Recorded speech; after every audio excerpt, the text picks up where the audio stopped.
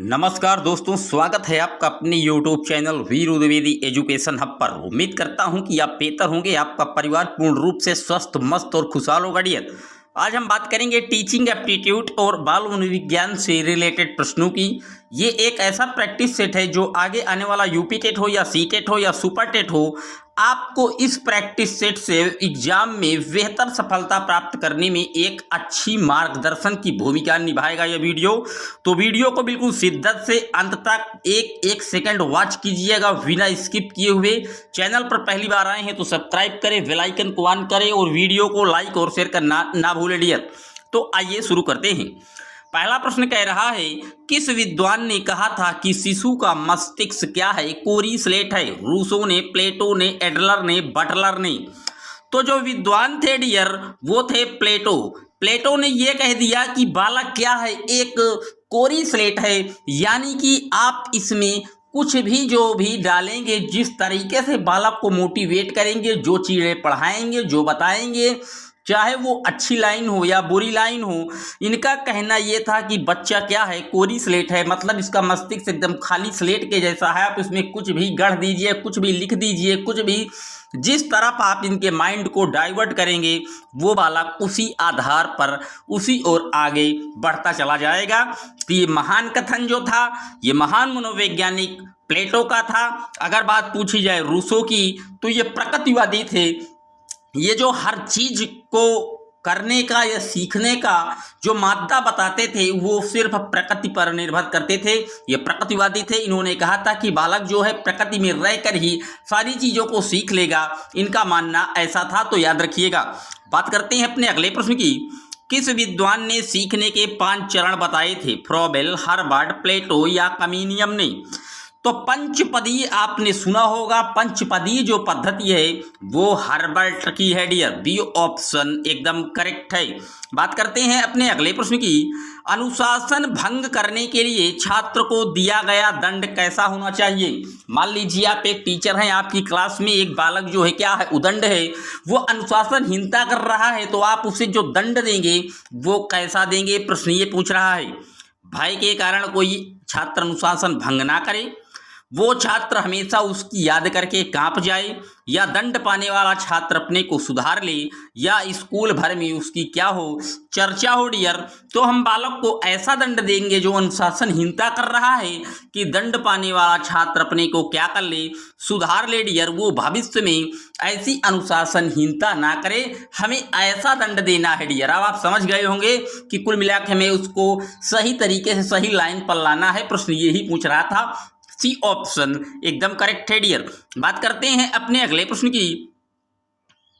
Kindergarten school सबसे पहले किस देश में खोले गए? तो किंडरगार्टन ये जर्मनी की एक जो है स्कूली शिक्षा थी, और इसकी जो शुरुआत की थी वो फ्रेडरिक ऑगस्ट फ्रॉबेल ने की थी डियर।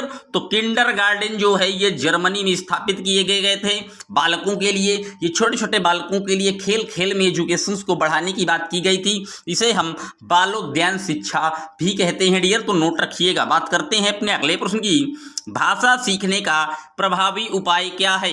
पाठ्य पुस्तकें पढ़ना, सहायक पुस्तकें पढ़ना, अखबार पढ़ना या वार्तालाप करना?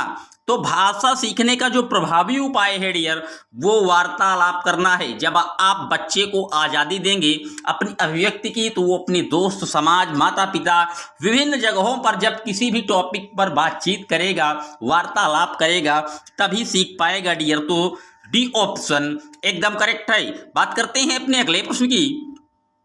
छात्रों के चरित्र निर्माण में सबसे अधिक महत्वपूर्ण भूमिका किसकी होती है? अध्यापक के उपदेश की, स्वयं अध्यापक के आदर्श चरित्र की, महापुरुषों की जीवन गाथा पढ़ने की, या धार्मिक शिक्षा की? तो छात्रों के जो चरित्र निर्माण में सबसे अधिक भूमिका होगी अध्यापक के उपदेश की। उपदेश देने से कहाँ कोई ज्ञान सीख पाता है डियर। धार्मिक शिक्षा का कोई लेना देना नहीं है डियर। महापुरुषों की जीवन गाथा पढ़ाने से थोड़ी उसमें कोई नैतिकता का विकास हो जाएगा कि हम उसको सुना दें बड़ी बड़ी राजा हरिश्चंद्र इत्यादि की कहानियां, सती सावित्री की, तो उनका कोई असर नहीं। वो सुन लेगा मनोरंजन के रूप में और उसको अपने ऊपर फॉलो नहीं करेगा। लेकिन जब आप अध्यापक हैं और आपका ही जो है क्या है चरित्र, क्या है आदर्श है, बेटर है, तो वो प्रत्यक्ष ज्ञान को देखकर सीखेगा। जैसे टीचर है वैसा वो अनुकरण करेगा डियर। तो बी ऑप्शन एकदम करेक्ट है। बात करते हैं अपने अगले प्रश्न की। निम्नलिखित शिक्षण विधियों में कौन सी विधि वास्तविक अनुभवों को प्रदान करने के दृष्टिकोण से उत्तम है? भ्रमण, प्रोजेक्ट, भाषण या पाठ्य पुस्तक विधि? तो प्रश्न में डियर वास्तविक अनुभव को प्रदान करने के दृष्टिकोण से उत्तम पूछ रहा है। तो वास्तविक अनुभव आप तभी ले पाएंगे जब आप भ्रमण विधि में उन चीजों को देखेंगे, तभी तो आप उनसे प्रत्यक्ष रूबरू हो पाएंगे। प्रोजेक्ट विधि में कोई चीज आप प्रत्यक्ष नहीं देख पाएंगे डियर। आपको पर्टिकुलर कोई चीज बता दिया गया कि इस टॉपिक पर आपको एक प्रोजेक्ट तैयार करना है, यह प्रोजेक्ट विधि है डियर। भाषण में तो आपको पता ही है कोई अर्थ ही नहीं है, और पाठ्य पुस्तक विधि में भी प्रत्यक्ष का कोई काम नहीं डियर। तो ए ऑप्शन भ्रमण विधि एकदम करेक्ट है डियर। बात करते हैं अपने अगले प्रश्न की। निःशुल्क और अनिवार्य प्राइमरी शिक्षा लागू होने के फलस्वरूप क्या हुई है? बालकों में साक्षरता बढ़ी है? बिल्कुल बढ़ी है डियर।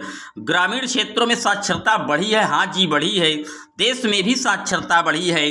तो यानी कि जो निःशुल्क और अनिवार्य प्राइमरी शिक्षा लागू हुआ था, इससे ये तीनों ही ऑप्शन सही हैं, यानी कि उपर्युक्त सभी। अब बात आई है निःशुल्क एवं अनिवार्य शिक्षा की, तो ये लागू कब हुआ? तो बता दें ये RTE राइट टू एजुकेशन जो आया था ये 2009 में आया था, लेकिन जो पूरे देश में है, संपूर्ण भारत में है, ये 1 अप्रैल 2010 से प्रभावी हुआ था, जम्मू कश्मीर को छोड़कर। बता दें 1 अप्रैल 2010 से ये निःशुल्क एवं अनिवार्य शिक्षा प्रभावी हुई, जिसमें 6 से 14 वर्ष तक के बालकों को 1 से 8 यानी कि जो प्राइमरी की एजुकेशन है वो फ्री एंड कंपलसरी मुहैया कराई जाएगी डियर। तो इसका जो डी ऑप्शन है एकदम करेक्ट है। बात करते हैं अपने अगले प्रश्न की। नर्सरी स्कूलों की शुरुआत किसने की थी? डाल्टन, ड्यूबी, फ्रोबेल या एनी बेसेंट ने? तो नर्सरी स्कूल की शुरुआत जो की गई थी इसे हम किंडरगार्टन भी कहते हैं डियर, और ये जर्मनी में शुरू की गई थी और इसकी शुरुआत की थी महान मनोवैज्ञानिक फ्रोबेल ने। तो सी ऑप्शन एकदम करेक्ट है डियर। बात करते हैं अपने अगले प्रश्न की। शिक्षा के क्षेत्र में सर्वाधिक महत्वपूर्ण तत्व अभिरुचि है, यह विचार किसका था? रूसो, मैकडूगल, मारिया मॉन्टेसरी या ट्रिपेनन? तो शिक्षा के क्षेत्र में जो सर्वाधिक महत्वपूर्ण तत्व क्या अभिरुचि है, यानी कि एटीट्यूड है। तो डियर जो ये अभिरुचि है, ये विचार जो दिए थे, ये महान जो मनोवैज्ञानिक थे वो मैकडूगल थे, जो कि मैं आपको बता दूं मूल प्रवृत्ति के भी जनक माने जाते हैं। इन्होंने मूल प्रवृत्तियों की संख्या 14 बताई है, ये भी आप नोट रखिएगा। और मैकडूगल की एक बुक है द आउटलाइन ऑफ साइकोलॉजी, और इनकी बुक एग्जाम में कई बार पूछी गई है, द आउटलाइन ऑफ साइकोलॉजी। तो ये विलियम मैकडूगल की है, और इसी बुक पे इन्होंने सबसे पहले व्यवहार शब्द की भी बात की थी डियर। तो सी ऑप्शन एकदम करेक्ट है। बढ़ते हैं अपने अगले प्रश्न की ओर। आजकल के आवासीय स्कूलों के तरह भारतीय पद्धति के स्कूल थे, मदरसे, आश्रम, गुरुकुल या मकतब? तो प्रश्न ये पूछ रहा है कि जैसे आज आप विद्यालय में देख रहे हैं क्या हॉस्टल मुहैया कराया जाता है, तो उसी को हम क्या कहते हैं? आवासीय स्कूल कह देते हैं। लेकिन अगर सरकारी स्कूलों की बात की जाए तो मैं आपको बता दूं कस्तूरबा बालिका जो विद्यालय हैं ये आवासीय विद्यालय कहलाते हैं, जिनकी स्थापना 2007 में की गई थी। ऐसी लड़कियों को शिक्षा उपलब्ध कराना है जो किसी कारण उस विद्यालय नहीं जा पा रही हैं, उनके लिए वहीं भोजन पानी और रहने की व्यवस्था कराई गई है। आवासीय स्कूल उसी को कहते हैं जहां विद्यालय में ही क्या रूम मिलता हो डियर, आवास मिलता हो। तो पहले क्या होता था, भारतीय पद्धति की बात पूछ रहा है, तो पहले के जो गुरुकुल होते थे, बालक या शिष्य वहीं जो है अपने गुरु के समीप ही रहकर जो है शिक्षा प्राप्त करता था। तो इसका जो सही ऑप्शन है वो गुरुकुल एकदम सही है डियर, सी ऑप्शन एकदम करेक्ट है। ये मदरसे और मकतब आप जो देख रहे हैं ये मुस्लिम धर्म के जो है शिक्षण संस्थान थे। मदरसों में जो है प्राइमरी शिक्षा यानी कि 1 से 5 तक दी जाती थी, और मकतब में जो है ये 5 से ऊपर की शिक्षा दी जाती थी डियर। तो सी ऑप्शन एकदम करेक्ट है। बात करते हैं अपने अगले प्रश्न की। भारत में स्त्री शिक्षा के महान समर्थक कौन थे? महात्मा गांधी, रविंद्रनाथ टैगोर, कार्वे या अरबिंदो? तो भारत में जो स्त्री शिक्षा के महान समर्थक थे वो थे महात्मा गांधी। ये ऑप्शन एकदम करेक्ट है। महात्मा गांधी ने 1937 में वर्धा में जो है बेसिक एजुकेशन की शुरुआत की थी, बेसिक शिक्षा की शुरुआत की थी, और इन्होंने कहा था कि बालक को क्या है उसकी मातृभाषा में शिक्षा दी जाए और उसे जो है हस्तशिल्प और बुनियादी शिक्षा दी जाए, यानी कि वो ऐसी शिक्षा मुहैया कराइए कि वो जो है अपने हाथों से कुछ आगे कर पाए, बना पाए, कुछ हथकरघा कर पाए, यानी कि वो कुछ नई चीजों को क्रिएट कर पाए डियर। तो बेसिक शिक्षा की शुरुआत भी महात्मा गांधी जी ने की थी 1937 में। ये भी आप नोट रखिएगा, वर्धा गुजरात में पड़ता है डियर। बात करते हैं अपने अगले प्रश्न की। बच्चों का प्रथम अध्यापक कौन होता है? उनका चेतन मन, उनका पर्यावरण, उनके माँ बाप या अध्यापक?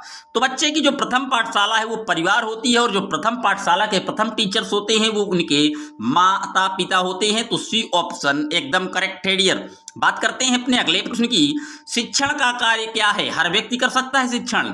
नहीं डियर, हर व्यक्ति शिक्षण नहीं कर सकता। शिक्षण का कार्य इतना आसान नहीं है, हर व्यक्ति के वश का नहीं है। बिल्कुल सही है, पढ़ा लिखा व्यक्ति कर सकता है, ये भी बात कुछ हद तक सही है, लेकिन अभी कम सही है। बहुत से शिक्षक भी नहीं कर पाते, बिल्कुल सही है। तो यहाँ पूछ रहा है कि शिक्षा का कार्य क्या है, प्रश्न ये पूछ रहा है।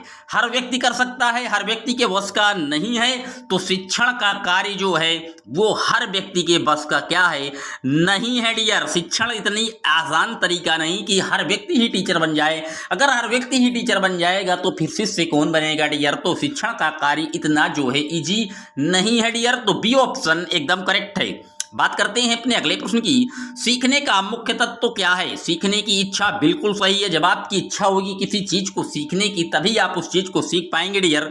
अनुकूल परिवेश, बिल्कुल सही है। उसके हिसाब का जो है क्या है, वातावरण होना चाहिए, पॉपुलेशन होनी चाहिए डियर। कैसा उस जगह का क्या है, एटमॉस्फेयर है, पर्यावरण कैसा है, ये भी बहुत जरूरी है। और प्रेरणा, ये तो बहुत ही जरूरी है। मोटिवेशन के बिना तो कोई कुछ कर ही नहीं सकता डियर। मोटिवेशन तो बहुत ज्यादा जरूरी है। तो सीखने के जो मुख्य तत्व हैं ये तीनों तत्व आ जाते हैं। तो डी ऑप्शन एकदम करेक्ट है डियर। बात करते हैं अपने अगले प्रश्न की। अच्छे शिक्षक को किसका ज्ञान होना चाहिए? शिक्षा मनोविज्ञान का, बिल्कुल सही है। बाल मनोविज्ञान, इसका भी ज्ञान होना चाहिए। व्यवहारिक मनोविज्ञान का, यानी कि तीनों का ज्ञान अच्छे शिक्षक को होना चाहिए। और डी ऑप्शन एकदम सही है, उपरोक्त सभी। बात करते हैं अपने अगले प्रश्न की। डीवी के अनुसार जो है शिक्षा क्या है? सामाजिक आवश्यकता है, व्यक्तिगत आवश्यकता है, मनोवैज्ञानिक आवश्यकता है या सैद्धांतिक आवश्यकता है? तो जो जॉन डीवी थे डियर, ये अमेरिका के थे और ये प्रगतिशील शिक्षा के क्या थे? जनक थे डियर। और इन्होंने कहा था कि शिक्षा क्या है? तो शिक्षा एक सामाजिक नीडेड है, सामाजिक आवश्यकता है डियर। ए ऑप्शन एकदम करेक्ट है। बात करते हैं अपने अगले प्रश्न की।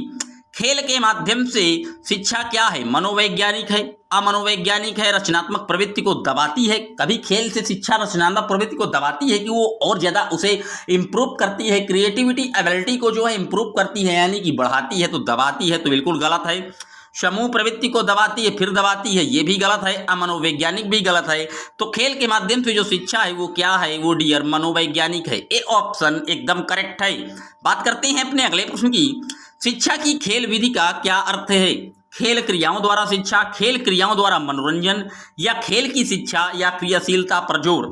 तो शिक्षा की जो खेल विधि का अर्थ है वो खेल क्रियाओं द्वारा शिक्षा, यानी कि हमें जो है खेल खेल में बालक को क्या शिक्षा मुहैया कराना है।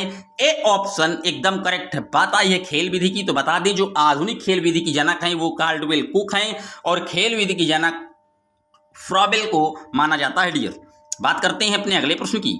पाठ योजना तभी सही बनेगी जब शिक्षक को छात्रों के पूर्व ज्ञान का पता हो, विभिन्न शिक्षण विधियों का ज्ञान हो, शिक्षण सिद्धांतों का ज्ञान हो, या उपरोक्त सभी। तो पाठ योजना तभी बेटर बनेगी जब छात्रों के पूर्व ज्ञान का क्या हो, पता हो, विभिन्न शिक्षण विधियों का टीचर को ज्ञान हो, शिक्षण सिद्धांतों का ज्ञान हो, यानी कि डी ऑप्शन एकदम करेक्ट है। पाठ योजना तभी बेटर होगी, डी एकदम करेक्ट है। बात करते हैं अपने अगले प्रश्न की। अभ्यास से क्या होता है? ज्ञान प्राप्त होता है, ज्ञानेंद्रियों का प्रशिक्षण होता है, याद होता है, या आग्रह कार्य नियमित करने की आदत पड़ जाती है?